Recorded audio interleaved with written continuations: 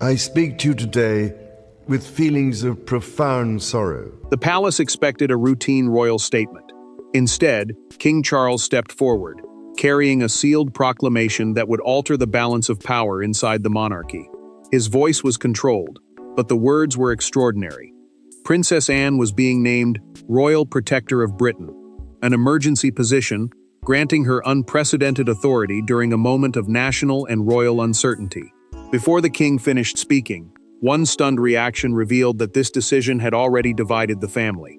Before we go deeper into what this really means for the royal family, make sure to subscribe so you don't miss a single update. Charles knew everyone inside the palace understood that the mourning was beyond ceremony. Senior royals, constitutional advisors, and members of the royal household had been summoned with 2 hours' notice. The royal household was the network of officials and staff supporting the monarch, and gathering them showed the crisis threatened the institution. The king placed the proclamation on the lectern and removed his spectacles. A proclamation was a formal declaration carrying the sovereign's authority, but this one reached beyond symbolism. He looked at Anne and said, "I am placing the security of the crown in the hands of the person who has never abandoned it." Then he confirmed that she would protect the monarchy's continuity, discipline, and constitutional stability in the emergency. Anne did not smile. She did not acknowledge the applause. The Princess Royal gripped her chair because she understood the truth beneath the honor. Her brother was asking her to carry responsibilities he no longer believed he could manage alone. Accepting the title meant accepting the power to challenge decisions near the throne. Camilla remained motionless, as the authority she expected beside her husband passed publicly to another woman. The queen consort's expression tightened when Charles explained that the protector could overrule household decisions. She had spent years beside him, yet Anne now possessed powers that could restrict her office, access, and influence. William broke the seal on his copy. The prince discovered that Anne's authority extended to succession security, palace access, emergency appointments, royal residences, and family negotiations. Succession security meant protecting the lawful path by which the crown would pass to the next monarch, making every clause personal to him. Charles stopped before reading the last paragraph. He folded the page, but Anne had already seen the hidden wording. As the room emptied, Camilla asked whether the appointment could be reversed. The king gave no answer. Anne closed the folder and requested a meeting with her. But before she could exercise her new authority, everyone inside the palace had to confront what the appointment exposed, and what they now stood to lose. The proclamation lasted only minutes, but it rearranged relationships built across a lifetime. Charles had elevated his sister above the ordinary hierarchy of the royal family. Anne had accepted without celebration. William had been handed an ally he respected but could not control. And Camilla had watched another woman receive the emergency authority many assumed would naturally belong to the king's wife. Behind closed doors, the announcement stopped being constitutional. It became painfully personal. Anne had spent her life earning trust without asking for greater rank. The Princess Royal was known for relentless service, blunt judgment, and a refusal to perform emotion for approval. She rarely complained, never chased popularity, and had never publicly demanded a stronger position. That history mattered now, because the title felt less like a reward and more like a desperate choice. Charles had selected the one person whose loyalty could not easily be questioned. The king understood what the proclamation admitted about him. It protected the monarchy, but it also told the family that he feared the existing structure might not survive without intervention. The royal family was more than a group of relatives. It was the working institution built around the sovereign and the line of succession. By empowering Anne, he had acknowledged that trust inside that structure had weakened. Anne entered a private sitting room and found her brother standing beside the window, his hands locked behind his back. No courtiers remained. No advisors waited outside with notes. She stopped several feet from him and asked, "How long have you known you would need me?" Charles tried to answer, but the words would not come. His silence exposed exhaustion, fear, and the possibility that his marriage had complicated his judgment. Camilla returned to her apartments and removed a diamond brooch with trembling fingers. The queen consort dismissed her aide, sat before the dressing table, and stared at the empty chair beside her. She had stood beside Charles through scandal, rejection, and public anger. Yet now another woman held the authority to overrule decisions made through her household. The humiliation was not loud. It was colder than that. William opened his sealed copy of the decree again, and noticed Catherine's name on the confidential distribution list. The prince knew a decree was an official order issued under the monarch's authority, but this one reached directly into his family. Anne's responsibilities included reviewing emergency decisions affecting him, his wife, their children, and the future succession. Anne turned back to Charles before leaving. She asked whether Camilla had been told about the sealed annex, the confidential attachment containing powers not announced publicly. The king looked away. That silence confirmed everything. The annex had not emerged from vague palace anxiety. It had been written because of one specific incident Charles could no longer dismiss, excuse, or conceal. The emergency proclamation did not begin at a council table. It began 3 nights earlier, behind a locked door at Windsor Castle. A private meeting intended to settle a dispute over royal authority spiraled into an open challenge to the king's judgment. By midnight, one document had been removed, one warning had been ignored, and Charles had been forced to admit that loyalty inside his own household could no longer be assumed. That confrontation became the point of no return. Tension had already been spreading through the palace. Appointments were being questioned, restricted letters were reaching the wrong desks, and decisions affecting William's preparation for the throne were being delayed. The heir's preparation meant the private training, briefings, and responsibilities designed to ready him for kingship. Every interruption weakened trust between father and son. Charles had tried to preserve peace by allowing influence to move quietly between rival households. The king believed flexibility would prevent open conflict. Instead, Camilla's office, William's advisors, and senior courtiers began protecting their own authority. No one openly declared a battle, but every delayed message and altered meeting list pushed the family closer to one. Camilla placed a proposed emergency household order before her husband during the Windsor meeting.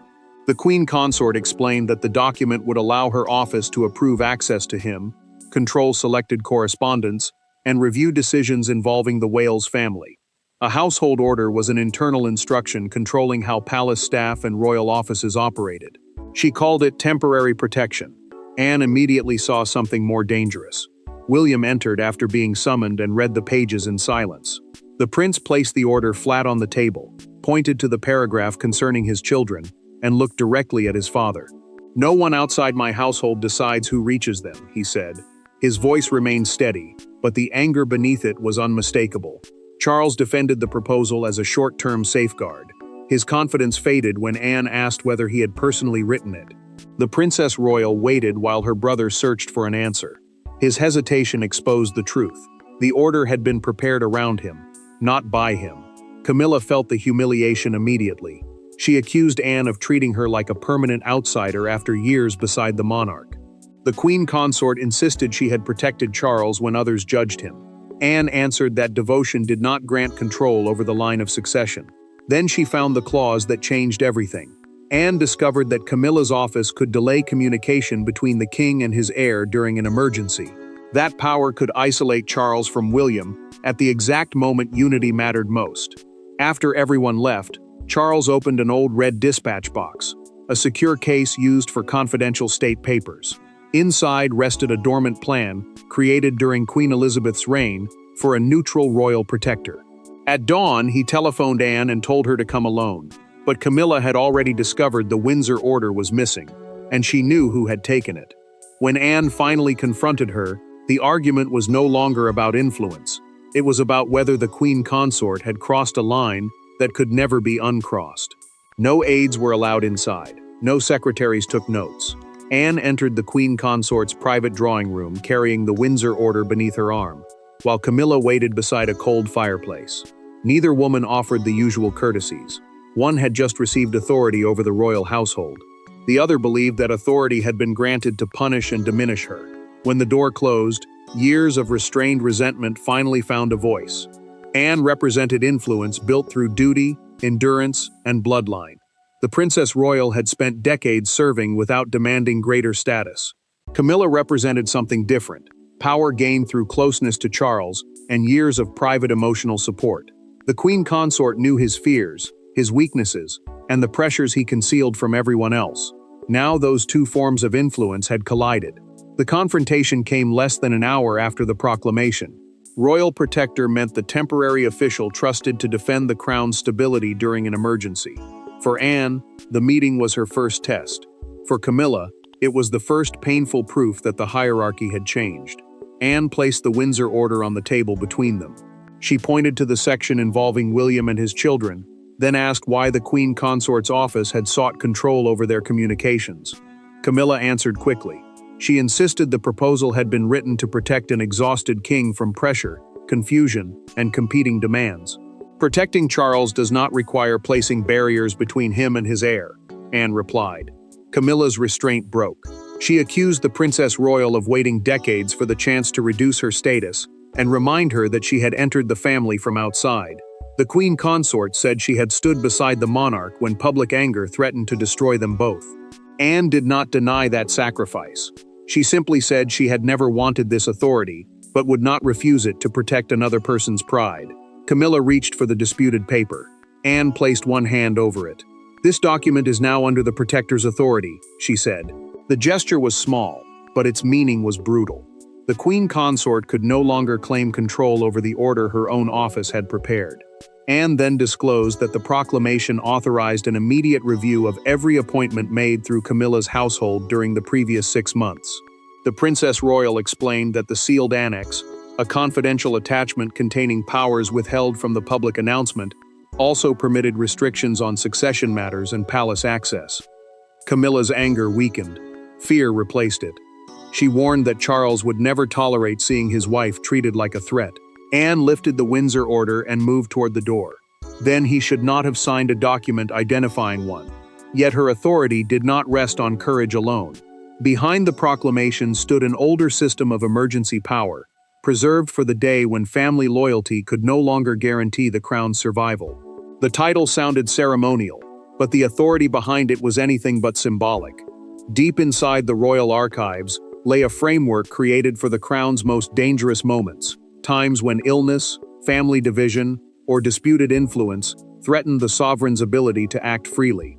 Charles had not invented Anne's role overnight. He had activated a dormant safeguard. And as the Princess Royal opened the confidential files, she discovered that a previous monarch had anticipated almost every danger now unfolding. Anne understood what the Royal Protector framework truly meant. It was an internal continuity mechanism, a safeguard designed to keep the sovereign independent when pressure, illness, or family conflict threatened clear judgment. Her powers were temporary, but they reached far beyond ceremony. She could review emergency appointments, secure succession communications, restrict access to sensitive residences, and stop any private household from controlling information reaching the king. Charles sat alone in his study, while a constitutional advisor explained the consequences of the decree. A constitutional advisor was a specialist who guided the monarch on powers, duties, and limits connected to the crown. The king turned his wedding ring slowly and asked the question he had avoided since signing the proclamation. "Will protecting the crown destroy my marriage?" The advisor did not answer immediately. Charles looked down at his hand and understood that silence could be more honest than reassurance. Anne opened another file in the archive room and found a handwritten note from Queen Elizabeth. The late monarch had written, "Authority must pass to the person least tempted to possess it." The words unsettled the Princess Royal, because they explained exactly why she had been chosen. She had never wanted greater power, yet refusing it now would leave the monarchy exposed. William entered moments later and asked whether she intended to control his household. The prince respected his aunt, but he would not surrender authority over Catherine or their children without challenge. Anne closed the file and told him her duty was to protect his future, not manage it. Then she warned that she would intervene if his anger placed the institution at risk. William heard the message clearly.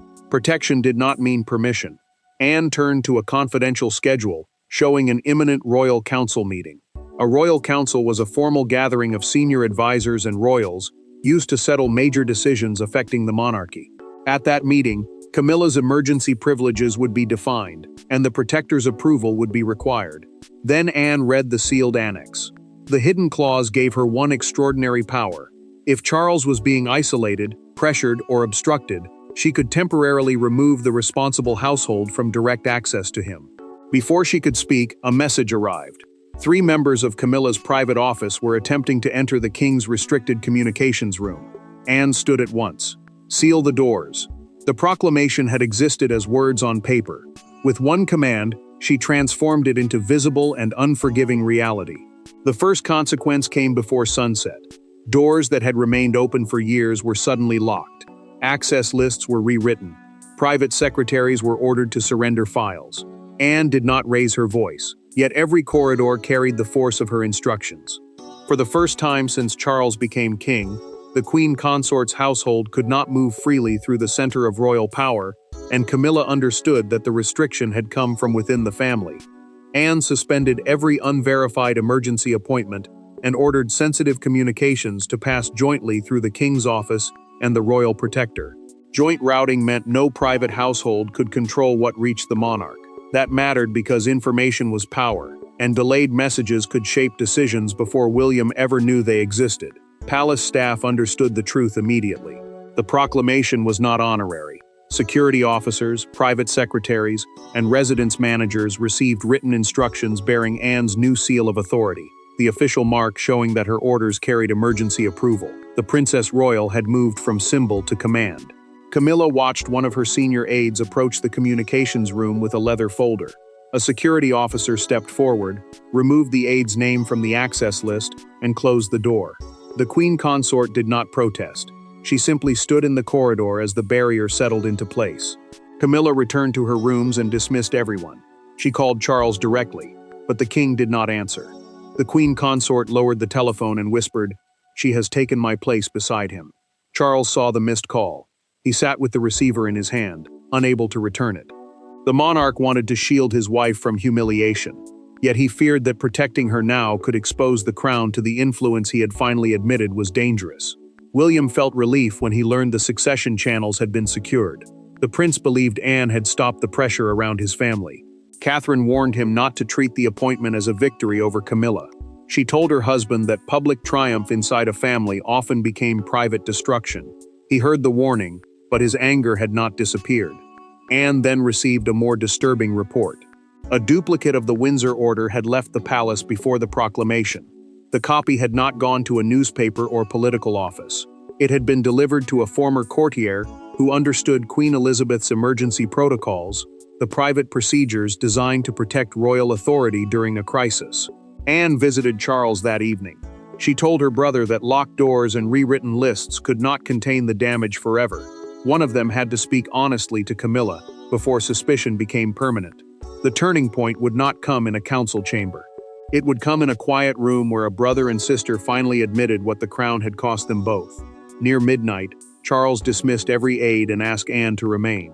For the first time since the proclamation, they were not sovereign and protector. They were brother and sister, two people shaped by the same mother, the same institution, and the same lifelong demand to place duty before comfort. What Charles confessed in that room changed Anne's understanding of the crisis. He had not given her power because he distrusted everyone else. He had done it because he no longer trusted himself. Charles stood alone in the king's study, with no advisors, documents, or witnesses between them. The study was the monarch's private working room, but that night it became something more personal, the one place where he could speak without performance.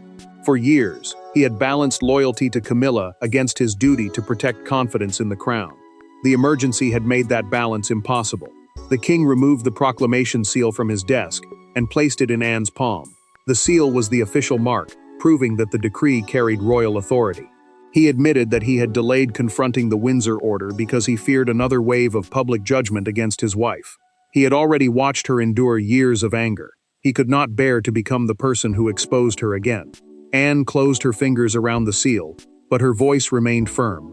The Princess Royal told him that protecting Camilla from pain could not mean allowing the public, the family, or William to question whether the sovereign's decisions were truly his own. Charles then confessed what he had hidden. He had seen the disputed clause before the prince entered the Windsor meeting. The monarch understood its danger, yet hoped everyone would accept it quietly and spare the family another confrontation. Anne's expression changed. She was not shocked by the clause now. She was hurt that her brother had recognized the threat and still allowed silence to push the family toward crisis. The king finally explained the sealed instruction. Anne must remain protector until she personally decided that communication between Charles, William, and the wider family was free from private obstruction. The order gave her authority to act, but it also made her responsible for deciding when trust had truly returned. Anne refused to use that power for revenge. She proposed a final settlement. Camilla would keep her dignity, marriage, and public role, but the queen consort's household would permanently lose authority over succession communications and emergency appointments. Charles agreed. He asked to deliver the decision himself. Anne returned the seal to the desk. She would enforce the settlement, but the king had to speak the words as a husband. At sunrise, Charles summoned Camilla. She entered expecting reassurance or surrender. Instead, she found Anne and William seated beside the signed settlement. The family had reached its decision in private. Now Britain would have to see what the emergency had changed. By morning, the words, "Royal Protector of Britain," were everywhere. They appeared across television screens, newspaper presses, station platforms, and crowds gathering outside royal gates. Some saw Anne's appointment as a return to uncompromising duty. Others regarded it as proof of a monarchy in crisis. But one image captured the national mood more powerfully than any debate. The Princess Royal leaving Buckingham Palace alone, carrying the proclamation beneath her arm without waving, smiling, or slowing down. Broadcasters interrupted scheduled programming to explain that Anne's role was temporary, emergency-based, and far more powerful than an ordinary ceremonial appointment. A ceremonial role carried status without direct control. This position gave her real authority over access, communications, and decisions affecting the crown. That distinction mattered because Britain was no longer watching a family dispute. It was watching the monarchy protect itself from internal failure. Public debate split almost instantly. Admirers pointed to Anne's decades of service, her discipline, and her refusal to chase popularity. Critics asked a darker question. What had happened inside the palace to make such extraordinary authority necessary? Every answer seemed to lead back to Charles, Camilla, and the trust that had broken between them. One morning edition captured the shock with a single front page. The King's Shield appeared above a photograph of Anne standing behind Charles moments after the proclamation. The king looked burdened. His sister looked unshaken. The image suggested protection, but it also exposed vulnerability. Hundreds gathered outside Buckingham Palace before midday. When the gates opened and Anne's car emerged, the crowd fell silent.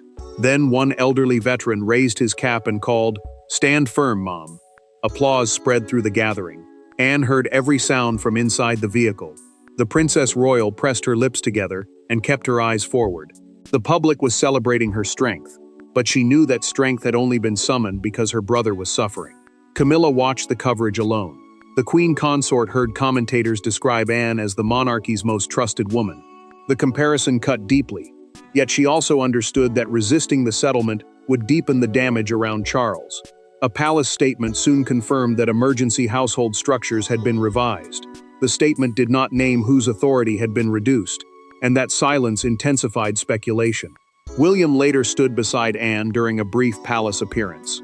The prince allowed her to speak first, signaling unity rather than rivalry between the protector and the future king. Before the final family meeting, Camilla requested a private conversation with Anne. This time, she brought no argument. She carried the original Windsor order. The proclamation had changed titles, access, and authority, but its lasting meaning would depend on what happened when pride was finally stripped away. The final meeting began without ceremony. Camilla placed the Windsor order before Anne and admitted that the document had gone further than she intended. Anne did not offer easy forgiveness, but neither did she use her authority to humiliate the Queen Consort. Charles watched the two women confront the damage directly, while William waited for the decision that would define his future. In that quiet room, the monarchy discovered whether emergency power would become an instrument of revenge or restoration. Camilla understood what the final settlement would change. It preserved the public dignity of every senior royal, but permanently removed her household from succession decisions and emergency constitutional communications. Those communications were the protected messages and instructions used to keep the monarchy functioning during a crisis. The Queen Consort would remain beside Charles, but her office would no longer stand between the king and the future of the crown. Anne accepted that boundary without celebration. The Princess Royal would remain royal protector for a fixed period, giving her temporary authority to rebuild direct trust between Charles, William, and the wider family. The protectorate meant the limited emergency period during which she could exercise those powers. Once communication was secure and disputed appointments were removed, she intended to surrender the role. Camilla signed the settlement and slowly set down the pen. She pushed the Windsor order toward Anne and admitted that fear had driven her too far. The queen consort had feared losing access to Charles, losing relevance, and watching others decide the future without her. That fear had led her to request powers she should never have sought. Anne took the document, but refused to claim victory. She told Camilla that the crown survived only when those closest to it understood where devotion ended and duty began. The Princess Royal's words carried no cruelty. They carried judgment and something harder to offer forgiveness with limits. Charles signed his approval and took his wife's hand. The king did not withdraw the restrictions. His gesture made the outcome clear. He would protect his marriage with loyalty and compassion, not with unchecked institutional influence. William later thanked Anne in private. The prince promised that when his reign came, no advisor, spouse, or household would be allowed to stand between the sovereign and the line of succession. She accepted the promise because he now understood that protection without restraint could become another form of control. Anne formally scheduled the end of the protectorate. At the final council session, she returned the emergency seal to Charles. He closed his hand around it and said, "You protected more than the crown. Then make certain it never needs protecting from itself again," she replied. The emergency ended with duty defeating pride, truth defeating comfort, and the crown surviving the ambitions of any one person. Thanks for watching. Please don't forget to like and subscribe, and we will see you in next one.